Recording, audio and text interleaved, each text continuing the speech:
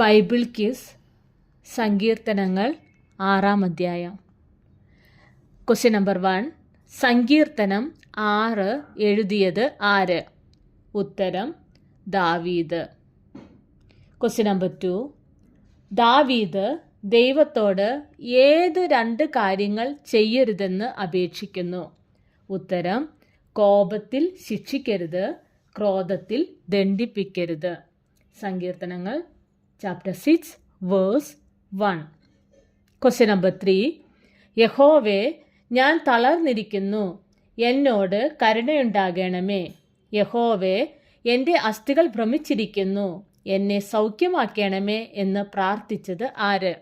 ഉത്തരം ദാവീദ്. സങ്കീർത്തനം chapter 6 verse 2. Question number 4.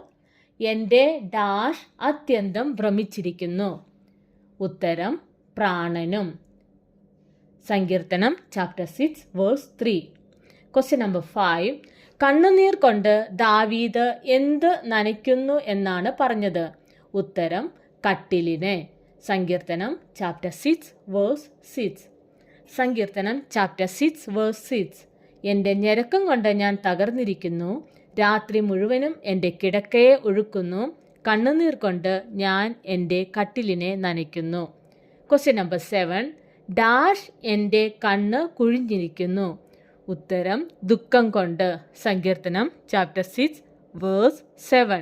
Question number 8. Dash ഏവരുമേ എന്നെ വിട്ടു പോകുവിൻ. ഉത്തരം നീതികേട് പ്രവർത്തിക്കുന്ന ഏവരുമേ എന്നെ വിട്ടു പോകുവിൻ.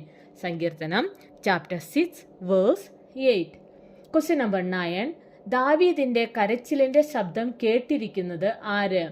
ഉത്തരം യഹോവ. സങ്കീർത്തനം ചാപ്റ്റർ 6 വേഴ്സ് 8. Question number 10. യഹോവ എൻ്റെ ഡാഷ് കേട്ടിരിക്കുന്നു, യഹോവ എൻ്റെ ഡാഷ് കൈക്കൊള്ളും. യഹോവ എൻ്റെ അപേക്ഷ കേട്ടിരിക്കുന്നു, യഹോവ എൻ്റെ പ്രാർത്ഥന കൈക്കൊള്ളും. സങ്കീർത്തനം ചാപ്റ്റർ 6 വേഴ്സ് 9.